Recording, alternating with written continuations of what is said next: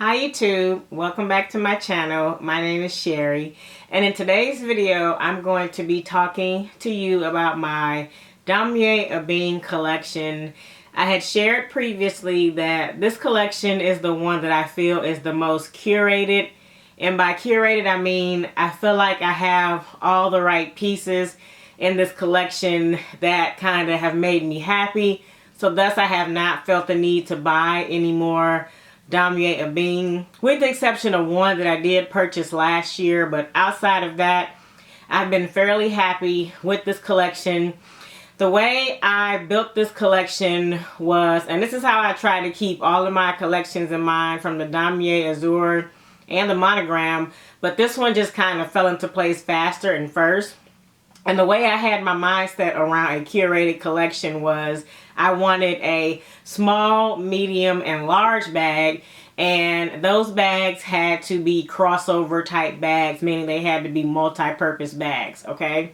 So for I'll start from my large, medium, and small. I'll go in that order, and I'll kind of give you an explanation of kind of how I came up with these bags and why.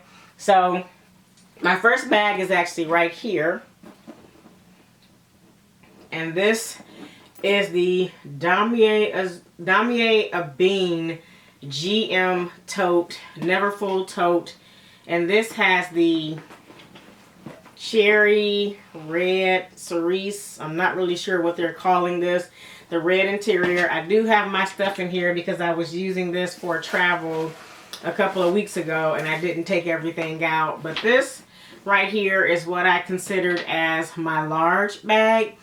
As you all know, this bag has these cinchers on the side where you can cinch the bag in and essentially make it like how the Delightful bags were designed, or like the Graceful bag was. You can kind of make it like a smaller tote bag.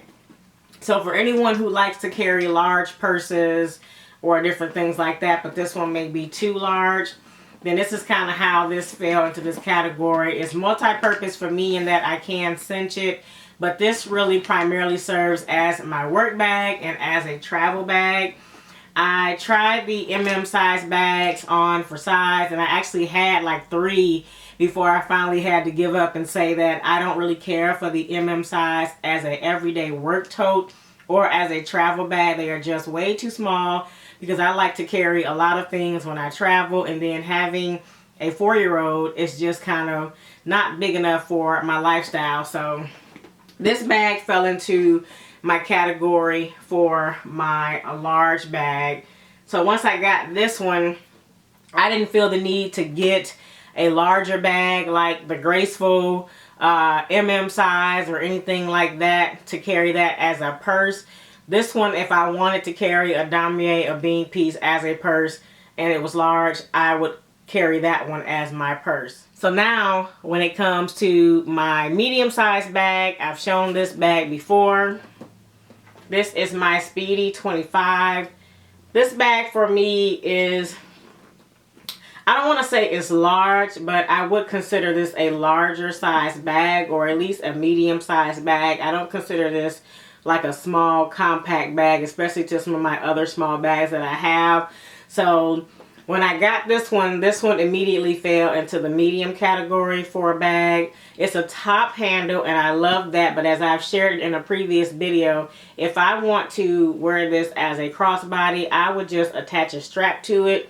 But this serves the purpose of me having a top handle bag in my collection that is Damier Ebene, so I don't really carry my other bags as top handles. I always carry this one as a top handle and I love it. It serves the purpose that it needs to, and so I really enjoy having this bag in my collection. So this one fit the bill as a medium-sized bag. Alright you guys, so when we talk about a small bag, I have my favorite here, and this is in the PM size with the maroon interior, or the dark plum type of interior. This bag crosses off it being my clutch, my small bag, a crossbody bag.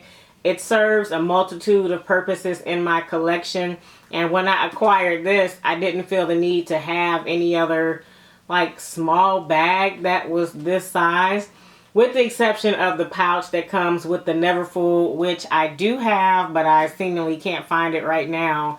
But I do have my pouch to wear as a wristlet in case I want to go even more compact or slimmer than this. And I truly enjoy this purse in my collection. And when I got it, it was like literally like my favorite purse that I carry. I still love this purse. Every time I pull it out, I just enjoy carrying because it's so compact. And I know a lot of people complain about the magnet not being strong or different things like that. I don't know. I've never had any issues with my items flying out. And maybe it's because I just primarily wear it as a crossbody. So I don't set it anywhere where my items would be falling out. And so I've really enjoyed this bag as my small bag in my Damier Ebene collection. So this one fulfills that purpose for me.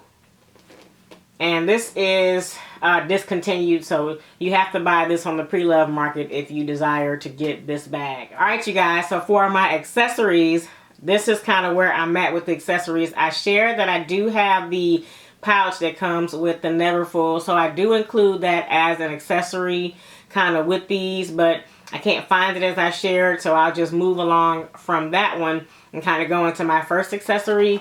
I do have the mini pochette, and like a lot of other people on YouTube, I wanted to get these pieces because they were like highly sought after. Everybody was raving about these pieces. Oh, they're good to have. You need them in your collection. They're so functional.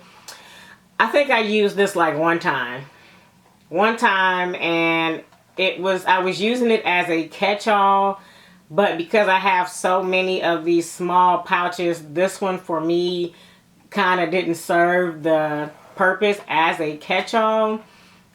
I kind of just favored my other color accessories like my Nolita from Coach, which is the ones that I primarily use all the time. And so I opted to just keep this and just give it to my daughter. So which I've done before. She has carried this one time. And what I do is when I carry this bag, I let her carry this as like a matching little purse to match me. My other accessory, this is the only one that I bought last year that's in the Damier Ebene. It's in this wallet style. This is the Recto Verso. Opens up like this and has this keychain that comes out, and it has card slots in the back. Now I will say, I've shared this in a previous video, I don't technically feel that this is worth it if you have the Louis Vuitton key clay, pouch clay, key pouch, whatever it's called, because this is so pricey and so expensive. But I do feel like this is a good piece to get if you do not want to get that piece and you want something with a little bit more options in terms of organization, which is why I bought this. You know, I have the key pouch in the monogram, and I don't fairly too much care for that piece because I feel like it's just so minimalist, I'll say, because I know some people don't like the word basic or simple, or just it's very simple in my opinion. And I like that this one just gave me a little bit more options. And I also love the color on this. This pink color is phenomenal. And in my head, I thought I was going to get the Neverfull MM, which, you know, I'm not sure I'm going to get that, especially with the current price. But that was another driving force. I thought I would have a matching bag to go with this, and I just decided not to get that bag. But this fulfills my wallet option in terms of me wearing it with this purse or my Neverfull GM or even my Speedy. I now have a wallet to carry in all of these purses should I choose to use this, or I can carry it by itself. So I just love having this as an accessory. It's cute. I'm glad that I bought it, especially with these price increases. You know, it makes me happy now to know that the price has gone up on it. So I kind of feel like I'm getting a little bit of my money's worth. I don't know. It's kind of a mental thing if you ask me, but this is my Recto Verso. And my last piece in my collection is this key holder. This is the 6-ring key holder. I originally wanted to get this in the monogram, but you know, I had to budget and wait because I was buying other things, and by the time I got to buying that one, it was discontinued. and this one was the only option that was left, so I had to hurry up and get this. And I think this one actually stayed on the market for quite a while with the Damier Ebene and the Rose Ballerine option. So you had a really long time to get this, and I'm glad that I did buy this. It gets dirty very quick, and my button looks just raggedy. I mean, I dropped this thing so many times, and I'm honestly shocked that it's even still sitting here looking the way it does. It still looks really good. I do use my key fob in here. I put my big key fob in here and close it. But I try to give this a rest so that it does like kind of lay flat and it's not all wonky and stuff like that. So I have two others that I use in place of this. This right here was probably my best investment. And that's why I shared in those items, if you buy them from Louis Vuitton, which I feel are still the best. I still think that this is a good piece, and I would buy this piece again even at the $325. Alright, you guys, so this is it for my Damier Ebene collection and my thought process behind how I curated it from a large size bag to a medium size bag and a small bag, and then having accessories that complement those bags. If you have any questions about anything in this video, please let me know. If you do message me, I am not selling any of my pieces right now, so I just want to make that note in case you want to email me about, am I letting go like my mini pochettes, anything? No, I'm not letting go of any pieces at the moment, so, but when I do, I will definitely share first on YouTube that I am selling any if I should choose to. Thank you for watching, and I'll see you in the next video. Alrighty, bye.